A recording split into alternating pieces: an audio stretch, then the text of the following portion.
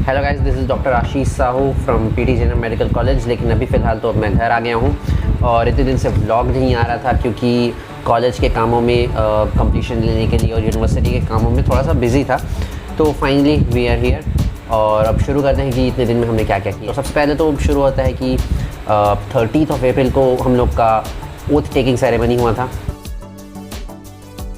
तो उस दिन के लिए काफ़ी पहले से प्लानिंग चल रही थी, सबने कंट्रीब्यूशन किया था। और उसके बाद टेकिंग सेरेमनी के दिन सभी लोगों के पेरेंट्स आए हुए थे। फिर न्यू ऑडिटोरियम में सारे लोग इकट्ठा हो गए थे। उसके बाद तो सबसे पहले फिर टॉपर्स को मेडल्स और सर्टिफिकेट्स दिए गए। उसके बाद फिर जितने भी बैच वाले थे सभी को सर्टिफिकेट और मेडल्स डिस्ट्रीब्यूट किए गए। फिर सभी ने अपनी कैप हवा में उछाली। उसके बाद सब ने फ़ोटो खिंचाई अपने पेरेंट्स के साथ, अपने फ्रेंड्स के साथ। तो काफ़ी मज़ा आया।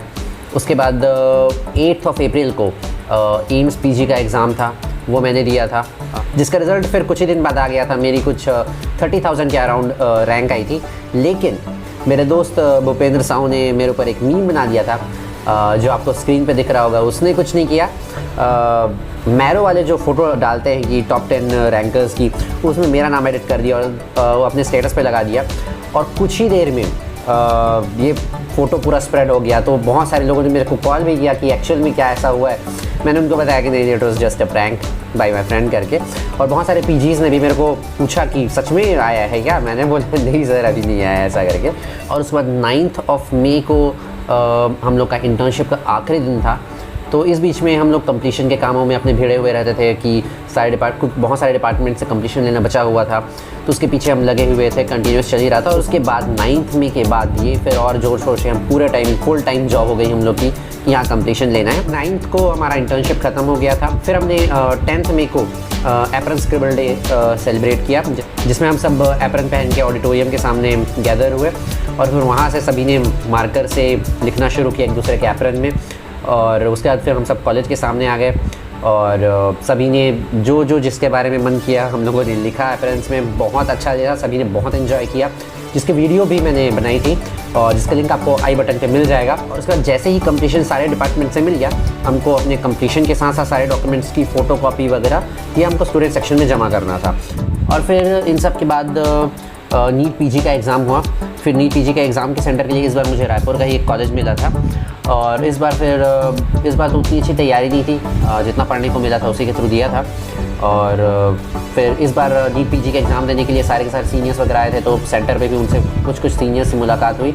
और फिर उसके बाद भी बहुत सारे हमारे जो 14 बैच के कुछ सीनियर्स थे, जिनके साथ हम फाइन आर्ट्स में थे, जो हमारे फाइन आर्ट्स सीनियर थे, उनसे भी मुलाकात हुई।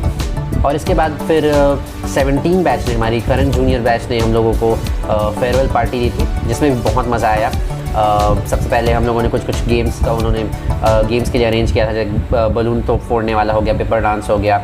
और उसके बाद कुछ स्टैंड अप के लिए भी थोड़ा उन्होंने बोला था। तो मैंने भी स्टैंड अप कॉमेडी एक छोटा सा प्रिपेयर किया था, वो भी प्रेजेंट किया। और अंकित ने भी प्रेजेंट किया। अगर आप मेरी वीडियो देखना चाहते हैं तो उसका भी लिंक आपको आई बटन पे मिल जाएगा, वो देख लेना। और उसके बाद 2 दिन भी बहुत मज़ा आया। उसके बाद फिर डांस किया हमने, बहुत ही ज़्यादा डांस किया उस दिन। अगर खाना ख़त्म हो जाता ये डर नहीं होता, तो हम लोग तो डांस ही करते रहते। खाने के ऊपर हमारा बिल्कुल भी ध्यान नहीं था। उस दिन भी बहुत मज़ा आया।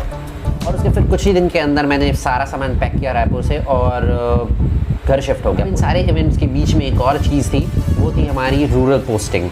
हमारा 2 इयर्स का बॉन्ड है MBBS के बाद, जिसमें रूरल पोस्टिंग होनी है। तो इसमें सबसे पहले एक लिस्ट आई थी, जिसमें सिर्फ और सिर्फ बिलासपुर, राजनांदगांव, जगदलपुर और रायगढ़ के मेडिकल कॉलेजेस के स्टूडेंट्स की लिस्ट थी। हमारी लिस्ट रायपुर और अंबिकापुर के मेडिकल कॉलेज की लिस्ट थोड़ी सी बाद में आई। तो इसके थ्रू फिर मुझे रूरल पोस्टिंग के लिए CMHO के अधीन बेमेतरा ज़िला में मेरे को पोस्टिंग मिली, हाट बाज़ार के अंदर। और उसके बाद फिर CMHO में से मुझे CHC साजा में दिया गया पोस्टिंग। तो फिर मैंने ड्यूटी जाना शुरू कर दिया। फिर बीच में मैं फिर से रायपुर गया, क्योंकि मेरा वहाँ स्टूडेंट सेक्शन का काम बचा हुआ था। हमने डॉक्यूमेंट्स जमा किए थे, उसके बदले में फिर हमको 3 सर्टिफिकेट्स मिले। एक इंटर्नशिप कंप्लीशन सर्टिफिकेट था, एक अटेम्प्ट सर्टिफिकेट था और एक कैरेक्टर सर्टिफिकेट था।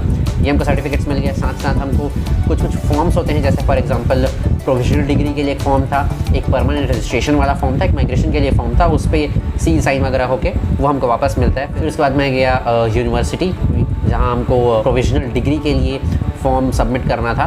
तो वहाँ मैं चला गया, वहाँ से मुझे प्रोविजनल डिग्री मिल गई। और उसके बाद फिर अगले दिन फिर मैं CGMC के ऑफिस गया था, छत्तीसगढ़ मेडिकल काउंसिल के ऑफिस गया था, जहाँ पर फिर मैंने जितने भी डॉक्यूमेंट्स थे और फॉर्म भर दिया, किसके लिए, परमानेंट रजिस्ट्रेशन नंबर के लिए। वहाँ से आकर के फिर से मैंने अपनी ड्यूटी ज्वाइन कर ली। शुरू में तो मैं हाट बाज़ार स्कीम यानी कि हाट बाज़ार जो क्लिनिक होती है उसमें जा रहा था, जिसमें अलग अलग 6 दिन अलग अलग गांव के बाज़ार में जा कर के हम अपनी गाड़ी से जाते थे और वहाँ पर वेट करते थे। और वहाँ पर जितने भी लोग बाज़ार आए हुए रहते थे, जिनको कोई भी समस्या होती थी, जनरल प्रॉब्लम्स नॉट इमरजेंसी, वो आकर के जनरल मेडिसिन हमारे पास से लेकर जाते थे।